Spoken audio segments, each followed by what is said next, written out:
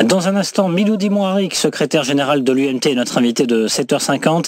Il va nous donner sa lecture de ce drame de Gerada. Selon lui, les gouvernements successifs depuis 2001 sont responsables de ce drame. Ils portent une responsabilité. En tout cas, 2001, c'était la date de la fermeture de ces mines à Gerada.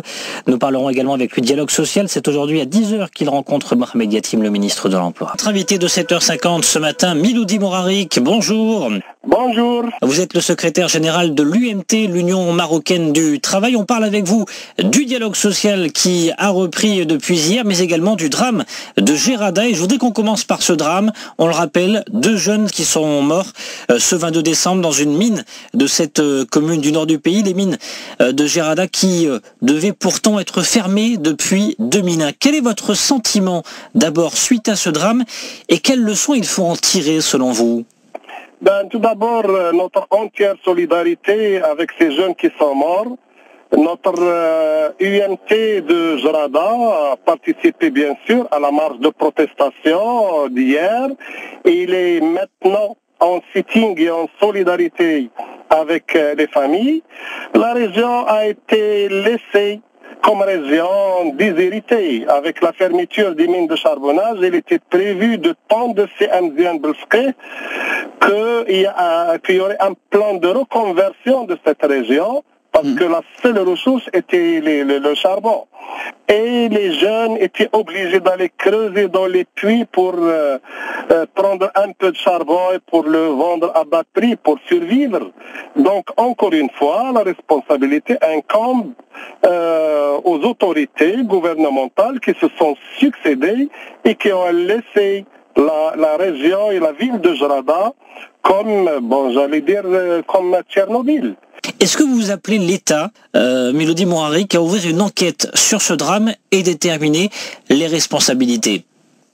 Écoutez, il faut que l'État prenne ses responsabilités.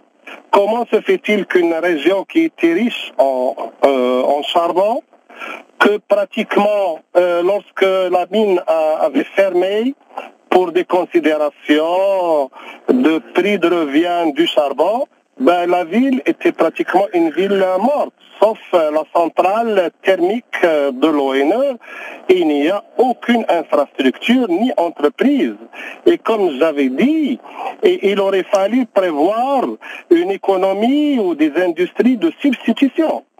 Et comme j'avais dit, M. CMZN Belfqih avait bien réfléchi et monté même avec nous un plan de reconversion de la région. Mais malheureusement, les gouvernements se sont succédés, mais sans prise en considération de cette région vraiment déshéritée. Et je voudrais renouveler l'entière solidarité de l'UMT avec la population de Gerada.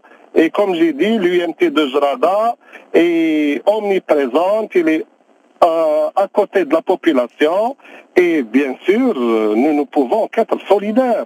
Voilà, et puis toujours sur ce drame de Gerada, on attend donc d'ici la fin de cette semaine au maximum la visite d'une délégation ministérielle. Le dialogue social, l'éventualité d'un boycott était envisagée de la part de votre syndicat. Je rappelle aux auditeurs que l'UMT passera ce matin 10h au bureau de Mohamed Yatim, le ministre de l'Emploi. Vous avez donc changé d'avis. Que s'est-il passé ? Écoutez, d'abord, l'UMT a reçu une lettre sous forme de fax le samedi pour une réunion de soi-disant préparation du dialogue social pour le mardi à 10h avec le ministre du Travail.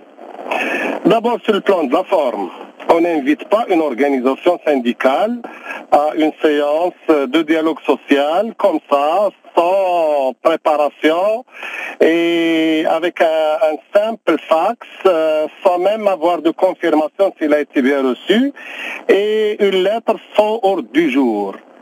Comme ça, réunion, dialogue social.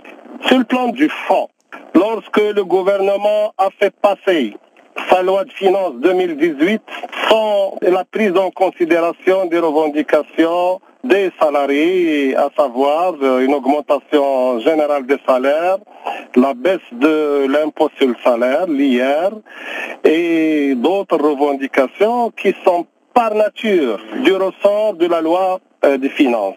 Et l'UMT avait deux choix, soit boycotter ces réunions de façade, deuxième scénario, et c'est la position prise par la direction de l'UMT pour démontrer encore une fois la bonne volonté de l'UMT pour construire des relations professionnelles de dialogue et de concertation. Nous avons décidé d'envoyer nos représentants à la réunion de demain et d'après-demain éventuellement, mais alors avec des positions fermes. Nous ne voulons pas tomber dans ces commissions avec un travail non déterminé. Alors, une question toute simple, Milody Mouharik. C'est vrai que ça a été une année 2017 bien agitée au point de vue politique, avec un projet de loi de finances 2017 qui est passé en retard, un projet de loi de finances 2018 qui a été passé dans les normes. Mais quel bilan faites-vous de cette année 2017 au point de vue social ? 2017 était une année blanche avec l'ancien gouvernement, avec le nouveau gouvernement. L'actuel gouvernement est une copie conforme à l'ancien gouvernement. Il ne croit pas dans les vertus du dialogue et de la négociation. Et donc, nous, en tant qu'Union marocaine du travail, nous n'avons pas d'autre choix que de persévérer, que de continuer la lutte par tous les moyens, y compris le recours à une série de protestations, pour faire revenir le gouvernement à une sage conception du dialogue social. Est-ce que vous avez des notes d'espoir pour l'année 2018 ? Est-ce que vous comptez entamer cette année par une grève ou par des marches de protestation ? Nous allons partir, comme j'ai dit, à cette réunion d'aujourd'hui mardi avec le ministre du Travail, mais c'est, comme j'ai dit, pour démontrer encore une fois notre volonté d'assurer à notre pays la paix sociale, la stabilité et la cohésion sociale.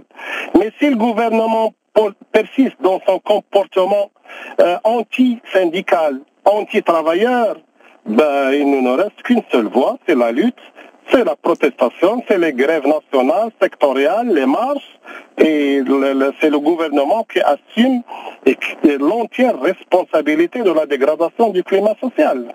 Merci Milody Mouharik, j'appelle que vous êtes le secrétaire général de l'UMT, l'Union marocaine du travail.